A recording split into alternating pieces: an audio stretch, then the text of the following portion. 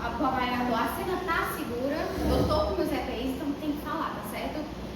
Porque vai ter um checklist que você realmente verificou que a cena está segura. Mesmo sendo extra ou intra-hospitalar, tem que falar, tá bom? Nessa simulação. Então a gente identificou que o paciente está inconsciente. Então a gente vai chamar ajuda, tanto no extra quanto no intra-hospitalar. No semestre passado ficou essa dúvida. E realmente tem isso. Parece que no extra-hospitalar, primeiro você chama ajuda, depois inicia RCP. Aí no intra-hospitalar inverte. Só que a gente perguntou diretamente para os professores, né? No intra-hospitalar, se o paciente para, a gente detecta que ele está inconsciente, a gente vai chamar ajuda ou vai começar a RCP de cara e depois chamar ajuda? Aí ele falou, não, você literalmente vai chamar ajuda. Então detectou que ele está inconsciente, chamou o TRR, certo? TRR com o carrinho de parada, tá? Tranquilo? Aí você, como é uma alça fechada, você tem que direcionar as pessoas. Você pega o carrinho de parada, você chama a equipe para a gente fazer aqui a reanimação, a equipe do TRE, por exemplo.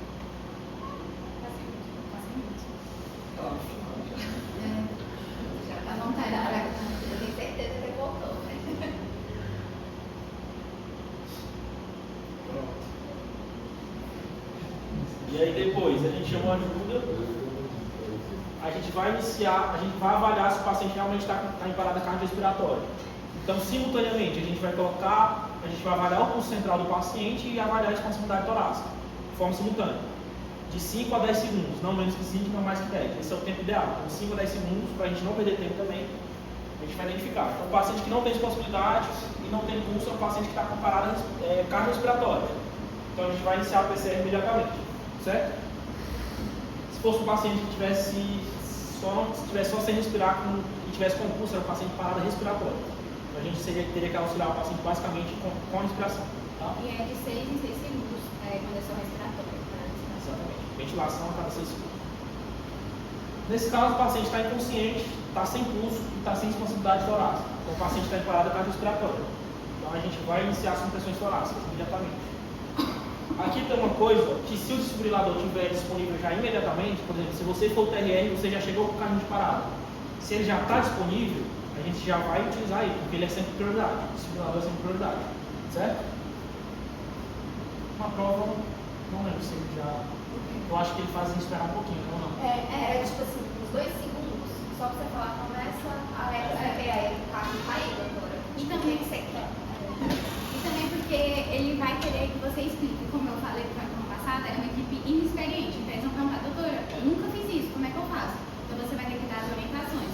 A frequência, né, das compressões, que é de 100 a 120, a profundidade de 5 a 6, o local específico, é o terço superior do externo, tá certo? Então eu tenho que falar tudo isso, porque tanto da parte da compressão como da parte da ventilação, e realmente para eles entenderem, tá certo? Você vai escrever? Pode continuar lendo o seu. Tá certo, vou só baixar. Aí é mais as orientações que vai ser colocada aqui, né? Velocidade, a frequência, né? De 100 a 120.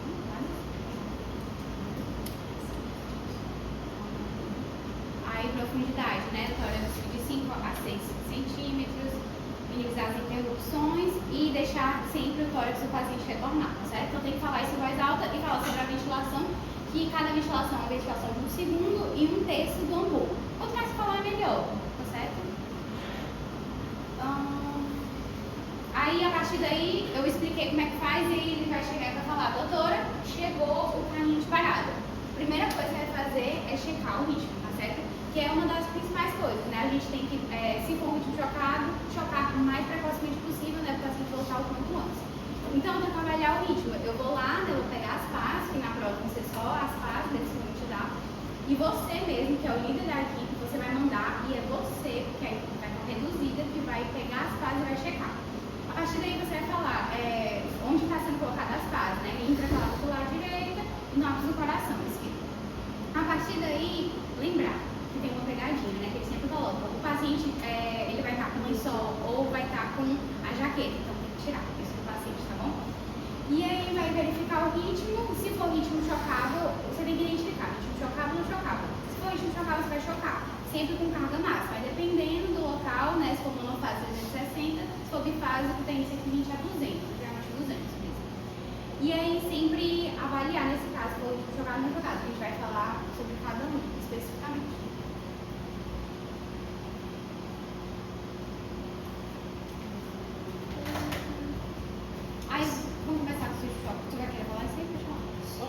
busque a qualidade das compressões. Na hora que você manda o paciente lá no início, vai mandar o paciente, o auxiliar começar as compressões, aí ou ele vai ficar parado olhando para tu, ou ele vai falar, como é que faz? A gente vai ter que explicar para ele, porque eles querem que você explique como faz. Então, ó, vamos terço inferior do externo, o local, a gente vai colocar uma mão espalmada sobre a outra, vamos fazer uma profundidade de 5 a 6 centímetros, deixar o tórax retornado totalmente, certo?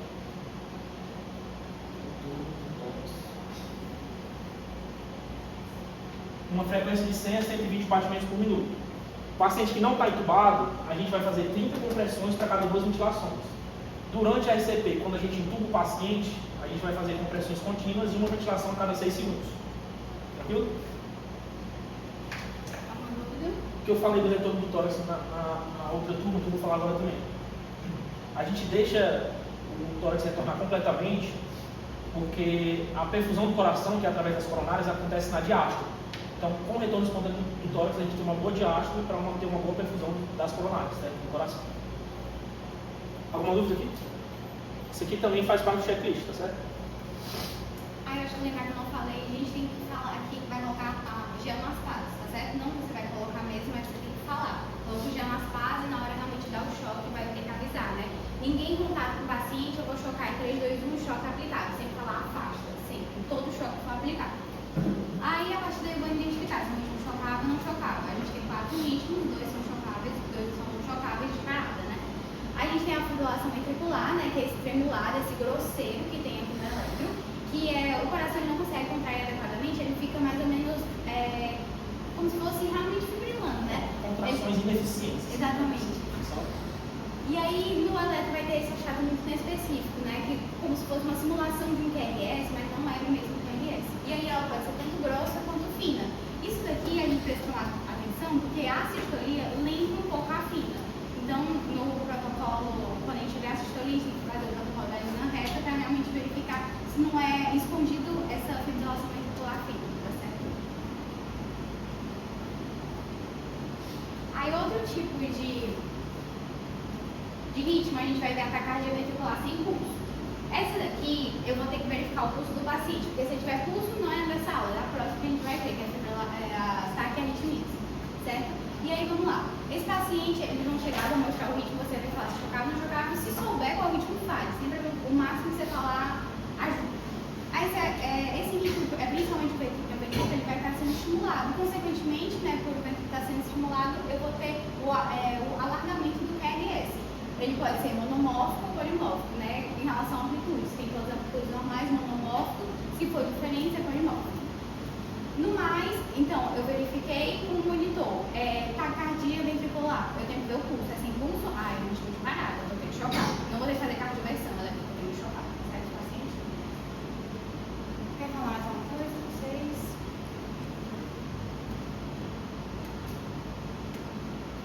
Lembrar sempre de carga máxima, retirar o lençol, colocar o gel, pedir para ele se afastar, importantíssimo. E aí sempre é uma coisa que o pessoal sempre acaba esquecendo de vez em quando. Após o choque é voltar a compressão. Eu não vou verificar o pulso imediatamente.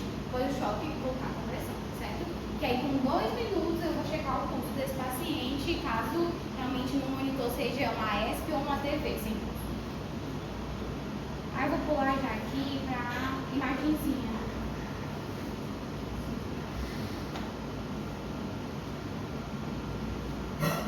Vamos falar disso aqui antes. Tu quer falar? PQRST. Tem atividade elétrica. Então, se a gente identificar isso aqui, a gente tem que checar o pulso do paciente. Se tiver com pulso, o paciente teve retorno espontâneo à circulação. Se não tem pulso, o paciente parou em AESP, está parado em AESP, que é um ritmo não chocável, certo? Então, nesse caso, a gente vai seguir o algoritmozinho do ritmo não chocável, tá? E o outro...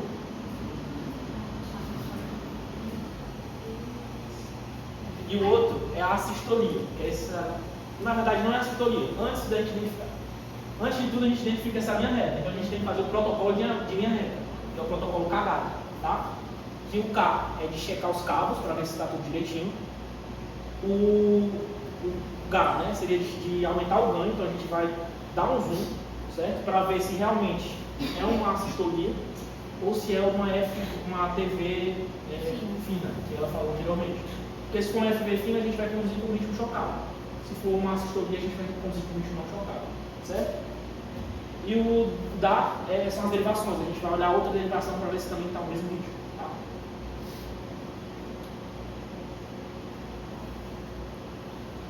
Vamos falar logo desse aqui?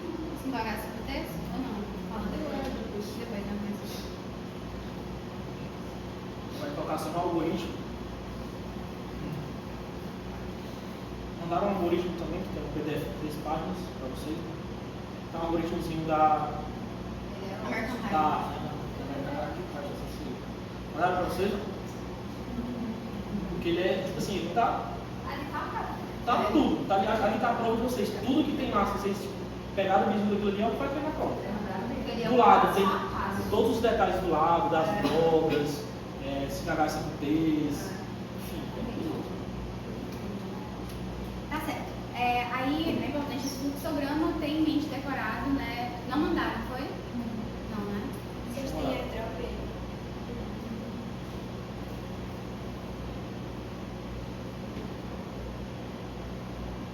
Marcelo. Esse grande aí. Esse grande tem. Eu tenho um com 3 páginas que está sendo então, mal. 3 páginas. Que ele Tá tá. dentro, mas. Ah, tá dentro? É que eu tinha um separado. Acho que foi sempre. Eu separei, mas. Deu certo? Não. Alguém liberou, entrou?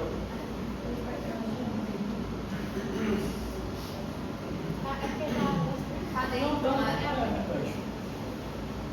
A pessoa veio tem 2 páginas. Aí era desse slide, não é isso não.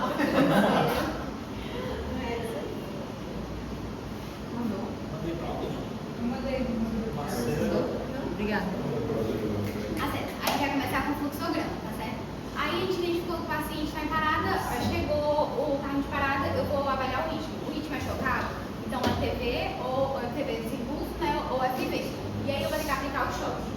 Falando tudo de novo, afasta, aplica o choque. A partir do momento que eu apliquei o primeiro choque, eu tenho que pedir acesso a esse paciente. Então eu pedi, apliquei o choque, voltar as compressões, né? Em 2 minutos, em para 2, e além disso, pegar 2 acessos calibrosos menores, certo?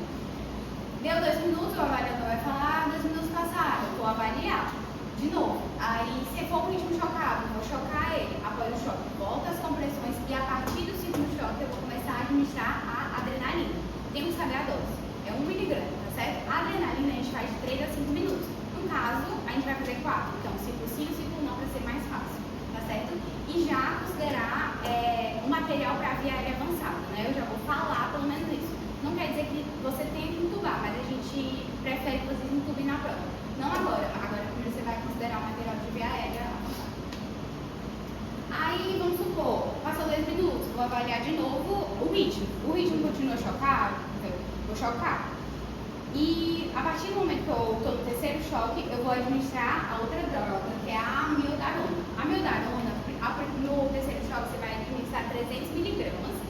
E lembrar, nunca é a administração da droga sozinho. Você vai administrar a droga mais 20 ml de solução, né, de cristalóide e elevar o aumento. Tem que falar isso toda vez que vai administrar qualquer tipo de droga. Certo? E aplicar a amiodarona. Lembrando que a amiodarona a gente estava fazendo 2 choques, no terceiro choque e no quinto choque, tá certo?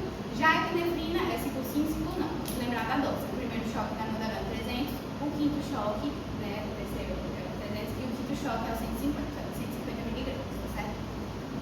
E ele vai evoluindo até o paciente realmente voltar, né? Que é no caso da prova, ele voltar. Quer falar no chocado? Sim. O ritmo chocado. Só uma parte do chocado.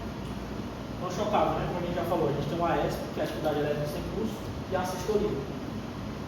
Então, a gente identificou um paciente que está parado com ritmo não chocado. O que a gente faz? Vai iniciar esse CP imediatamente e no primeiro ciclo a gente já vai dar epinefrina, tá?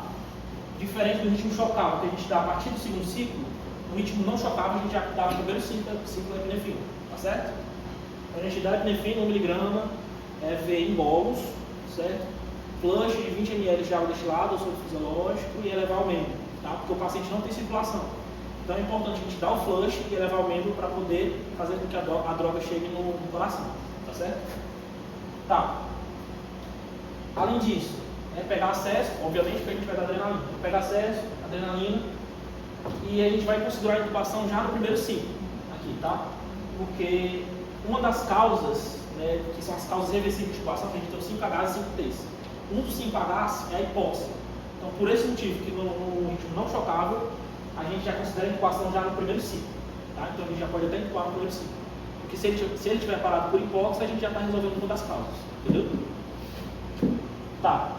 Aí a gente fez tudo, a RCP por 2 minutos, 30 compressões para 2 ventilações. Depois que a gente intubou o paciente, foram compressões contínuas, uma ventilação a cada 6 segundos. A gente vai novamente checar o ritmo do paciente. Então vamos colocar as pás, uma na região infraclavicular direita e uma aqui na região abaixo do umbigo à esquerda, certo? Vamos checar o ritmo. Se for um ritmo chocável, a gente vai conduzir com um ritmo chocável, tá? Se continuar com um ritmo não chocável, de novo, RCP por 2 minutos. Então começa a RCP. E aqui a gente vai pensar nas causas reversíveis, que são 5Hs e 5Ts, que a gente vai falar mais à frente, certo? Vai ser sempre essa sequência. E aqui, ó, vai ser, a gente viu que a adrenalina é a cada 3 a 5 minutos. Só que a gente padroniza fazer ciclo sim, ciclo não, porque cada ciclo dura 2 minutos, durou 2 minutos. Ou seja, a gente faz a cada 4 minutos. Então tá na média, né? Então a gente faz a definição ciclo sim e ciclo não, tá certo? Então se a gente fez aqui, esse a gente não faria, já pensaria nas causas reversíveis, a gente estaria pensando como é que a gente faria isso. Vamos ver o histórico do paciente, tem algum acompanhante, tem alguém que viu, ele tinha algum tipo de medicação que causa toxicidade perto dele jogada, alguma caixa de medicamentos, alguma coisa do tipo, entendeu? E assim a gente conduz o ritmo não chocável, né? Mas mais fácil, né? Só que o que complica no ritmo não chocável são os 5Hs e 5Ts, né? Que é o que complica. O primeiro H é a hipóxia. Para a gente corrigir a hipóxia, a gente tem que dar suporte de oxigênio. Por isso que a gente considera a intubação já no primeiro ciclo nesse paciente. O segundo H é o H+, a gente vai pensar em acidose. Se a gente suspeita de acidose, a gente vai administrar o carbonato de sódio. A gente tende a pensar em acidose em pacientes dialíticos que atrasaram a diálise, por exemplo, que perderam a diálise. Tanto acidose quanto hipercalemia, tá? O paciente tende a acumular potássio, certo? Então, um paciente renal crônico, como que a gente vai pensar no paciente renal crônico? O familiar vai falar, ou a gente tem o histórico do paciente no prontuário, então é um paciente deve ser dialítico que perdeu a diálise, certo? O que mais? É isso. O paciente que tem, por exemplo, uma fístula arteriovenosa, certo? Certo. Outra H é a hipotermia. A gente vai pensar principalmente em locais frios, certo? Que não é o nosso caso, mas pode acontecer. Então, hipotermia, soro fisiológico que a gente vai fazer reposição sempre aquecido, manta térmica do paciente, controlar a temperatura do ambiente. O outro, hipovolemia, a gente vai fazer reposição com cristalóides. E se for um vítima de trauma, que é mais incomum que aconteça, né, que é o choque hipovolêmico hemorrágico, a gente vai fazer transfusão de hemocompetentes. Então, 5Hs, alguma dúvida de 5Hs? Se tiver com acidose, a gente vai fazer carbonato de sódio, certo? E se tiver hipercalemia, com clonato de cálcio, para estabilizar a membrana, tá? 5Ts. 5Ts, primeiro T é de tóxicos. Então, sempre a gente vai investigar se o paciente fazia uso crônico de alguma droga, como benzodiazepina, se era um paciente que fazia uso de opioides. Como eu falei, se foi encontrado com ele em alguma caixa de medicamento, caixas de medicamentos jogados, se foi encontrado caixa de medicamentos no bolso, tá certo? Se era um paciente que já tinha histórico de uso dessas drogas, a gente vai sempre pensar nas drogas que tem antídoto, principalmente. Então, opioides, o paciente fazia uso de fentanil, de morfina, enfim. A gente pode fazer um antídoto, que seria a naloxona. Se for o benzodiazepínico, a gente pode fazer o flumazenil, tá certo? Outro T é o T de tamponamento cardíaco. A gente vai pensar principalmente em pacientes de trauma, pacientes que têm síndrome urêmica, e a gente pode fazer pericardiocentese, certo? Tirar aproximadamente 20 ml ali através da punção subchifóide. Outro T é de trombose coronariana. A gente vai suspeitar principalmente em pacientes que sentiram alguma coisa antes, paciente que teve clínica de AM, então paciente que teve dor torácica, em aperto, em approach em arrojo, que irradiou para membro superior esquerdo, enfim. Então a gente vai avaliar o histórico do paciente, se era um paciente já hipertenso, se já tinha sentido alguma vez antes. Nesse caso, a gente não trata na RCP, mas a gente vai ter que fazer compressões eficientes, fazer todo um suporte eficiente durante a RCP. E depois da RCP, a gente vai encaminhar o paciente para fazer o CAT, tá certo? O outro T é de tromboembolismo pulmonar. A gente vai pensar em pacientes que têm câncer, pacientes que fizeram cirurgias ortopédicas, pacientes que têm algum estado de estase, pacientes que estão acamados por muito tempo, que fizeram viagens longas, que têm assimetria de membros inferiores, né, porque o paciente pode ter tido uma trombose venosa periférica e evoluiu para um TEP, por exemplo. Então a gente pode pensar nesses casos, que tem dispneia súbita, enfim, aquela história clássica. E aí a gente pode fazer a trombólise se tiver certeza disso, tá certo? A trombólise a gente faz com alteplase, tá? Alteplase. É uma droga que é muito cara, geralmente a gente tem muito cuidado para fazer a trombólise nesse contexto, porque é uma droga muito cara, passa de R$5.000 a ampulazinha. E além disso, quando a gente faz a alteplase, a gente tem que estender as compressões torácicas por mais pelo menos 60 a 90 minutos, tá certo? A gente não pode fazer e parar daqui a 20 minutos. Se a gente faz, a gente tem que estender por pelo menos 60 a 90 minutos, tá? E o último T é de tensão, né, que seria pneumotórax. Então, paciente que a gente suspeita de pneumotórax, paciente vítima de trauma, pacientes longilíneos, né, altos, longilíneos, magros, pacientes que têm alguma doença respiratória, como asma, DPOC crônica, enfim, que pode ter evoluído para um pneumotórax espontâneo. Se a gente suspeita de pneumotórax, a gente pode fazer a função de alívio e a drenagem de tórax, tá? Que é no espaço intercostal anterior à linha axilar média. E a gente pode fazer, inclusive, se a gente estiver suspeitando fortemente disso, a gente pode fazer de forma bilateral, os dois lados, tá certo? Alguma dúvida se pagar esse texto? Ou seja, a gente está lá no paciente com assistolia, a gente fez ali primeira epinefrina, a gente pegou acesso, né, fez epinefrina, está fazendo as compressões cardíacas, consideramos a intubação precoce, aí vamos avaliar o ritmo novamente, continua com o ritmo não chocado. Então o que a gente vai fazer? Vamos começar a prestar nessa mudança no texto, tá certo? Então a gente fala, ó, como é que está a saturação do paciente? O paciente, o que a gente tem de história do paciente? Tem algum prontuário, tem algum familiar que sabe alguma coisa da história do paciente? A gente vai tentando investigar a partir da história clínica do paciente, tá certo? E aí, na melhor das hipóteses, o paciente ele vai voltar. Ele vai ter o retorno espontâneo da circulação. É o que a gente quer, né? E aí a gente vai para os cuidados pós-parada. Certo. Os cuidados pós-parada, tem muita gente que faz mnemônicos, um deles é o ABCDE e o TI. Então você vai falar, o paciente voltou à circulação espontânea, e aí você pode seguir o ABCDE, né? O A, ver se o paciente realmente consegue manter a via aérea, se ele não foi intubado, intubar ele agora, então a gente tem que oferecer 100% de oxigênio para ele. Se ele for intubado já, ver se está bem intubado, né? Se não teve intubou esôfago sem querer, por exemplo, então tem que pedir exames. Além disso, vou ter que avaliar realmente a volemia dele e eu vou ter que principalmente investigar a causa. Como o Gustavo disse, uma das causas pode ser o infarto em si. Então a gente tem que pedir exames, que a gente vai lembrar bem do ABCDE, não é além de ver realmente se o paciente está com ferimento, alguma coisa assim, vou pedir exames, que é a gasometria, o raio-x, ver também capilografia, ver se ele está bem entubado.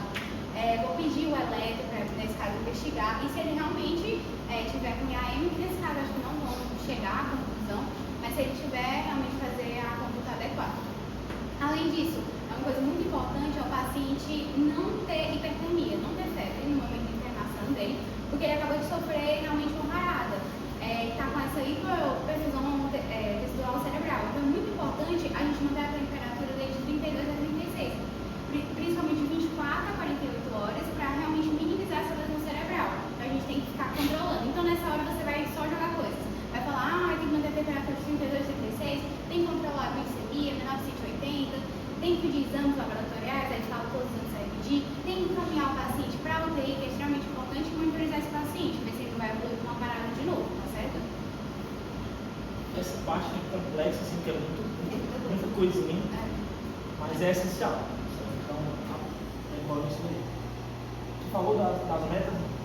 Não, e nem do sample também. Também pode fazer o sample aqui nessa hora, né? Contatos familiares, né? Para identificar a causa mais específica. Mas, se quiser falar das metas. Esse paciente é um paciente que estava morto, que voltou para a vida. Então a gente vai considerar esse paciente como um novo paciente. Então a gente vai fazer tudo para esse paciente. Está morto, está no lucro. Então a gente vai fazer tudo para esse paciente. O atendimento, a avaliação completa do paciente, o sangue. A gente tem as metas, né? Que ela falou de uma das metas, que é manter a temperatura entre 32 e 26 graus Celsius por pelo menos 24 a 48 horas. A saturação ela tem que ficar entre 92 e 98, certo? 98%. Pressão arterial sistólica acima de 90, pressão arterial média acima de 65, vai igual a 65, certo? Além disso, mais um momento. Controle glicêmico, o paciente vai ficar monitorizado no UTI, se ele não foi conectado à ventilação mecânica, ele vai ser conectado à ventilação mecânica, colocar fonte de oxigênio, solicitar exames, então raio-x de tórax, TC, eletrocardiograma, troponina, se ele suspeitar de infarto. ECG de 12 derivações faz parte do protocolo, do algoritmo lá tem, ECG de 12 derivações. ECG, eletroencefalograma, gasometria arterial, hemograma completo, aí é principalmente direcionado, né? Quanto mais falar. Mas vai aqui, tá no checklist, né? Tá aqui. É isso, né? É isso, vamos praticar. Vocês têm alguma